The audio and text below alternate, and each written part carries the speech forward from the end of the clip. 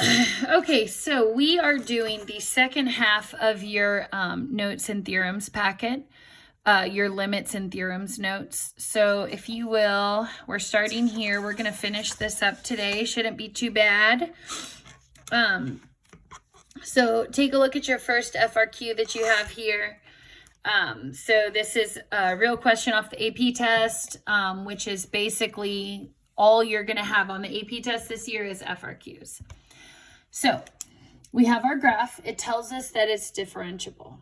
Now, I don't know how much you remember about that, but remember that if a graph is differentiable, it also must be continuous.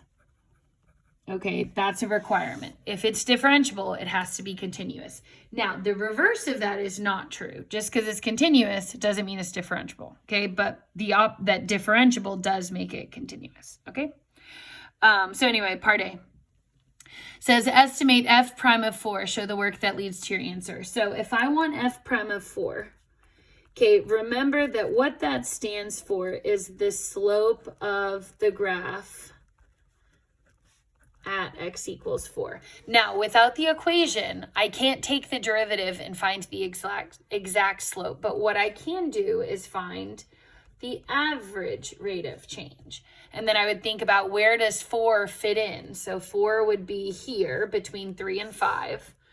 So I'm going to find the average rate of change from 3 to 5, and whatever that slope is, that's about what the slope would have been at 4. So f of 5 minus f of 3 over 5 minus 3. Okay, f of 5 is negative 2. F of 3 is 4. Negative 2 minus 4 on top is negative 6. 5 minus 3 is 2. Negative 6 divided by 2 is negative 3. Also, it's a very good habit for the FRQ to not box or circle your answers. You can do it, but I would say in general, just don't, okay? So part B. Part B, we want the integral from 2 to 13 of 3 minus 5 f prime of x dx, okay? So I need to take the antiderivative of that. So the antiderivative of 3 we know is 3x. The antiderivative of 5f prime would be 5 regular f. Okay, so think about that for a second. If this is f prime and I undo the derivative, that just gives me regular f. Then remember, on top, I'm going to plug in a 13.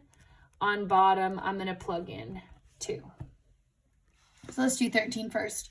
So I have 3 times 13 minus 5 times f of 13. And then I'm like, well, that's weird. Oh, wait, bruh, look what we have here. At 13, what's f? F of 13 is 6. So 3 times 13 is 39 minus 5 times 6 here is 30. 39 minus 30 is 9 on top. Oops, don't circle. Don't do it. Okay, let's break the habit. Okay, then on bottom we're plugging in a 2. So I have 3 times 2 minus 5 times f of 2. And then I'm like, okay, well, 3 times 2 is 6. 5 times f of 2. Where could I find? Oh, yeah. Okay, here you have your 2. That means f of 2 is 1. 5 times 1 is 5. 6 minus 5 is 1. Don't circle. Don't do it. And then take these two guys and subtract. So 9 minus 1, my final answer is 8. Okay. All right, next one, part C. Okay, part C says use a left Riemann sum with the subintervals in the table to approximate the value of the integral. Show the work that leads to your answer. Okay, so the integral of 2 to 13 of the function f of x is approximated by. Now remember, we're using an approximately here because we don't have the exact function. We only have these values they gave us in the table. And then remember, the way that you do a Riemann sum is you're going to do delta x times a y value. delta x times a y value, delta x times a y value, etc. Okay? So if I'm doing a left Riemann sum, I'm going to compute all of the widths to see if they're the same. And then if they are, I can do, I don't know if you remember that little short version. Remember how you can take the delta x out and then just add up each of the y values? Okay, but that's only if you have an equal width. So I'm going to investigate that first and see, do I need to do the unequal width one or can I do the equal one? Because obviously this one's shorter. Okay, so let's look at our chart here. So my first delta x from 2 to 3 is 1. My second delta x from 3 to 5 is 2. My third delta x from 5 to 8 is 3. And my last delta x from 8 to 13 is 5. So those are my widths. I see not equal, gotta do the long version. Now remember, I want a left Riemann sum. That means that I'm going to skip the last y value. It will never get used. So my delta x here is 1. I'm using the left y value, which is a 1, plus. My next subinterval from 3 to 5, the difference is 2. I'm using the left side, which is 4. From 5 to 8, I'm doing a width of 3, y value -2. And then 8 to 13 is 5, left y value is 3. And look at poor 6, never got used because it is the last y value. Left Riemann sums skip that value. Okay, then remember from here you would just leave your answer just like that. Okay, I would not waste time adding it up. Here's why. If you do it wrong, okay, automatically you lose the credit that you would have gotten if you had left it like this. Okay, all right, so go ahead and turn the page for me, please. We're going to run through all of your theorems, and then we're going to look at some multiple choice questions. This should not take us as long as yesterday's notes. So first one, let's talk about IVT. Here's what IVT says. F of x must be continuous, and f of a cannot be the same as f of b. Okay, so let's draw a graph where that happens. So let's do our little graph here. I wish I'd done that smaller, but too late. Okay, we'll say here's our graph. Okay, first question. Can I pick f of a and f of b to be here? Okay, answer is no. What this says is my y values cannot match each other. So if this is a and b, I have a big problem because those are the same height. So I'm going to let my A be here.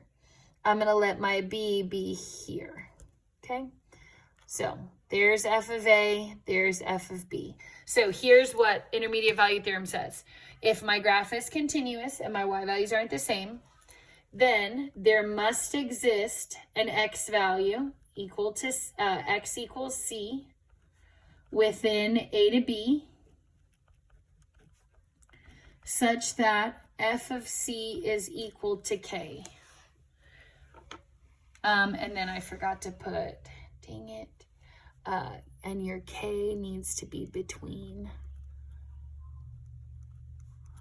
f of a and f of b. So there are actually really 3 things that have to be true for this theorem. So the first one is that your graph has to be continuous. And then your second one is that your y values can't be the same. But then your third one, this is the most important one of all, is that your k value has to be between f of a and f of b. So if I go from 0 to 10, well, then I had to pick 8. I had to hit 8 somewhere. Or I had to hit 6, or I had to hit 2. You know, any value that is between those, I can guarantee there must exist an x equals c within the interval of a to b such that f of c equals k. So that basically means that any value in the middle, there has to be a place where that happened. Okay? Then if you need to find the value of k, you would just set f of x equal to it and solve. Remember that if you get multiple answers, that's fine, but they have to be on your interval from a to b. So for example, let's say that my k value is here, just for fun. Okay, let's say that this is my k value. Well, then not only does it happen once, but it actually happens twice. So this would be 2 possible places that f of c is equal to that k. 2 possible places that f of c is equal to that k, because it happens here and then it happens again here. And actually, debatably, it even happens a third time over here, kind of. Okay, but on the AP test, they usually will not give you a number that it hits that same value that many times. Okay, but if they did, then that's totally fine. Okay, next theorem, extreme value theorem. Extreme value theorem says f of x has to be continuous on the closed interval from a to b. If it is continuous, then there must exist an x equals c within the interval from a to b, such that f of c is greater than f of x for all x values within a to b. Okay, here's what that means. Let's just kind of break it down for a second. So there has to be a c on the interval so that f of c, that value, is greater than all the other values. Basically, what they just promised is that your graph has an absolute maximum. Okay, your graph has to have an absolute maximum. Now, the same can also be true, okay, about a minimum. There must exist an x equals c within the interval from a to b such that f of c is less than all the other f of x's for all x values within a to b. Okay, now I will say that the AP test is really not that technical on these. If you accidentally put brackets or parentheses, you know, it's definitely not the end of the world. But usually your continuous is closed. So I think about like C and C, continuous on the closed interval. So like technically up here, this should also say on A to B. Okay, you have to be continuous on the closed interval. Now, let's just talk about briefly why that is.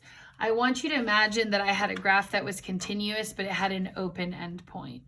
Okay, so just real quick, let me random piece of paper here. If I had this graph and my endpoint was open, well, then what's my biggest point? Well, now I don't have one, right? So this is continuous, but on open A. And actually, technically, let's say A is here. Well, then my A is closed, but my B is open.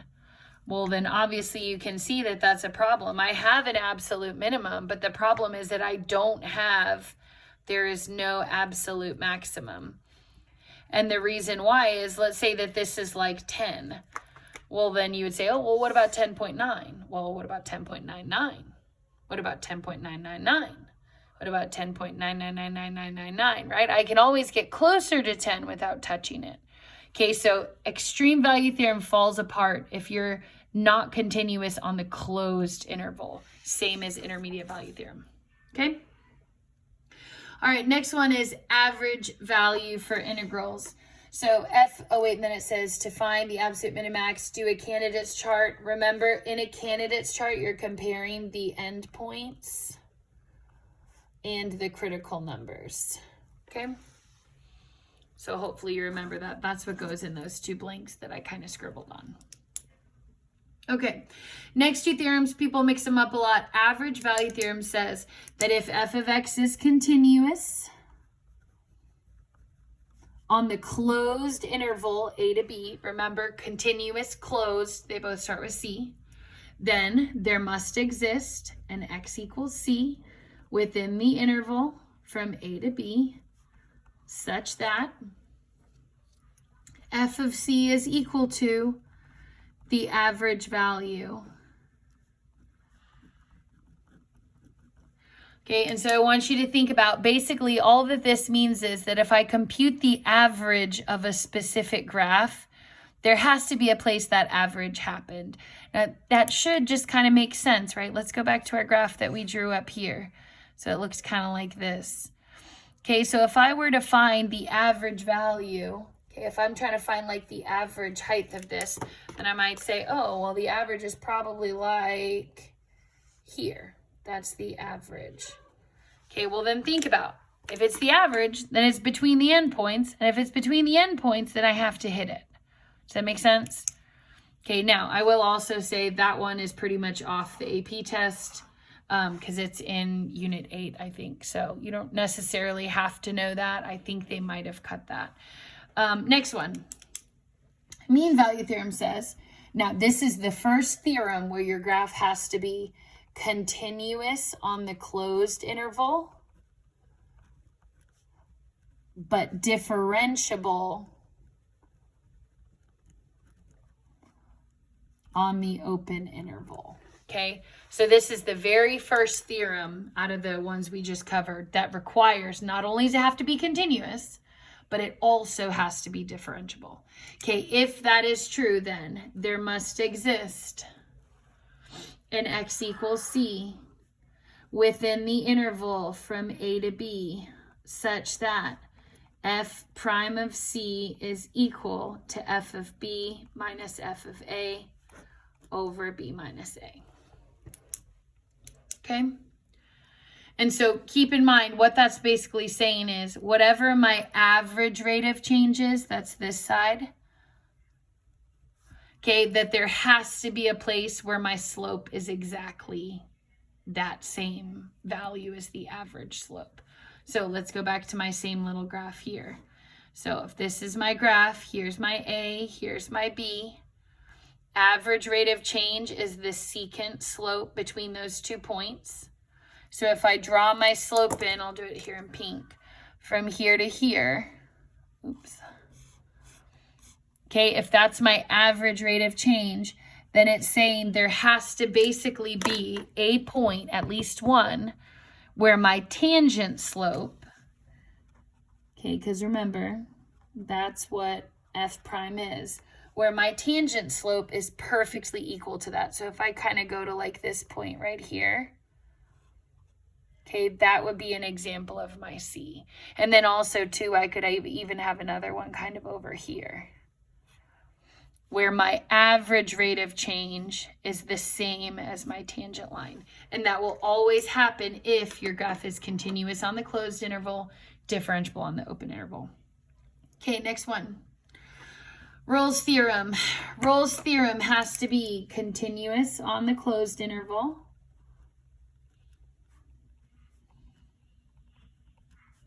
differentiable on the open interval,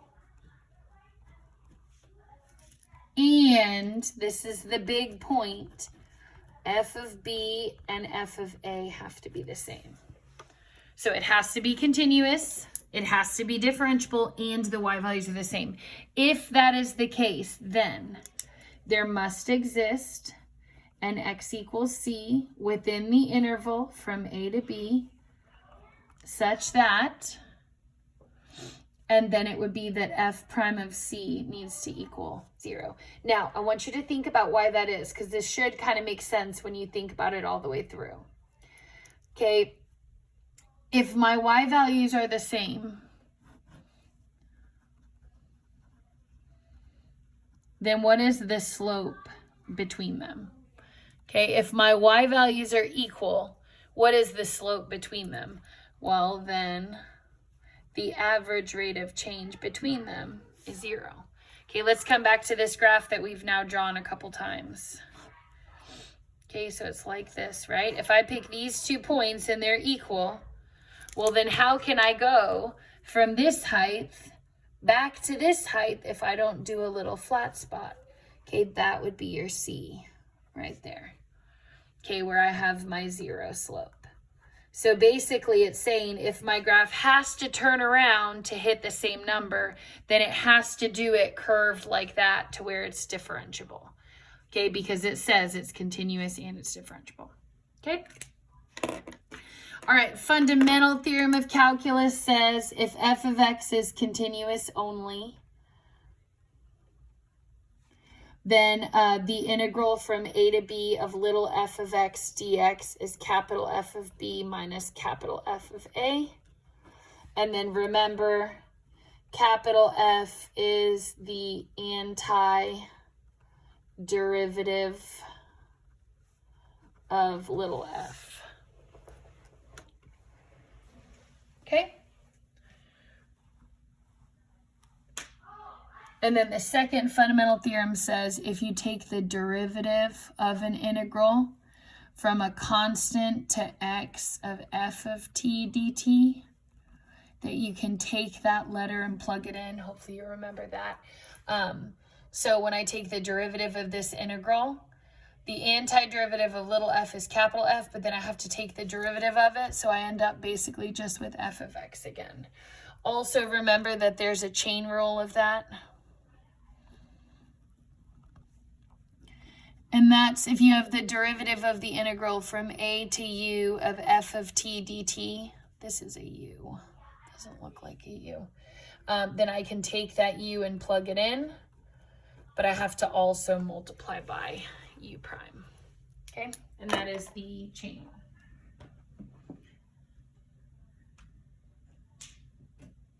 Okay?